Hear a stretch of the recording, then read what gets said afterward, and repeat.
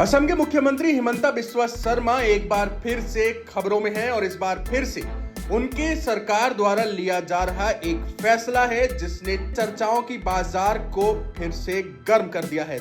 असम के मुख्यमंत्री हिमंता बिस्वा शर्मा ने घोषणा की है कि असम सरकार ने यह पता लगाने के लिए एक स्पेशल कमेटी बनाई है जो ये फैसला करेगी कि राज्य विधानमंडल को बहुविवाह पर रोक लगाना चाहिए या नहीं।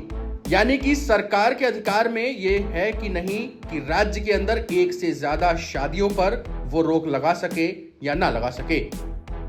हिमंता बिस्वा शर्मा ने कहा कि समिति भारत के संविधान के अनुच्छेद 25, राज्य नीति के निर्देशक सिद्धांत और मुस्लिम पर्सनल लॉ अधिनियम 1937 के प्रावधानों पर गौर करेगी। हिमंता बिस्वा शर्मा के मुताबिक समिति कानूनी एक्सपर्ट सहित सभी हितधारकों के साथ व्यापक विचार विमर्श करेगी जिसने एक सुविचारित फैसला लिया जा सके।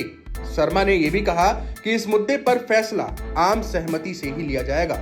असम सरकार की गठित की गई विशेषज्ञ समिति इस लाइन पर काम करेगी कि क्या कानून बनाकर राज्य में बहुविवाह पर प्रतिबंध लगाया जा सकता है। वहीं इस कदम को महिला सशक्तिकरण को लेकर सरकार के बड़े फैसलों के तौर पर भी देखा जा रहा है। दरअसल हिमंता बिस्वा शर्मा की सरकार अपने तीसरे साल में प्रवेश कर रही है। सीएम हिमंता बिस्वा शर्मा ने कार्यालय में अपना दूसरा वर्ष पूरा करने की पूर्व संध्या पर मंगलवार को यह कहा कि जनवरी से राज्य में बाल विवाह पर कार्रवाई के दौरान औपचारिक और अनौपचारिक दोनों तरह की बहुविवाह की व्यापकता अधिक पाई गई।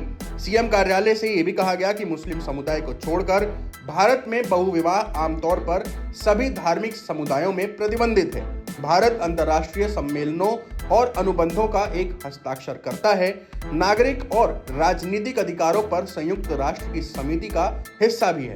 इसमें महिलाओं के खिलाफ सभी प्रकार के भेदभाव को खत्म करने के लिए कहा गया है। बहुविवाह महिलाओं की गरिमा का उल्लंघन करता है और जहां कहीं भी यह मौजूद है इसे समाप्त कर दिया जाना चाहिए। सरकार ने यह भी कहा कि असम ने यह जांचने के लिए एक स्पेशल कमेटी बनाने का फैसला किया है कि राज्य में बहुविवाह पर रोक लगाने के लिए विधायिका को अधिकार है या नहीं। ये समिति समान नागरिक संहिता के लिए राज्य नीति के निर्देशक सिद्धांतों के संबंध में भारत के संविधान के अनुच्छेद 25 के साथ पढ़े जाने वाले मुस्लिम पर्सनल लॉ शरीयत अधिनियम 1937 के प्रावधानों की जांच करेगी। हम कानून के साथ जल्दबाजी नहीं करना चाहते हैं। शर्मा ने यह भी कहा कि हम इस्लामी विद्वानों और बुद्धिजीवियों के साथ एक तरह के उकसावे के बजाय आम सहमति बनाने वाली गतिविधि के रूप में चर्चा करना चाहते हैं। टाइम्स नाउ नव भारत डिजिटल ओरिजिनल्स की रिपोर्ट।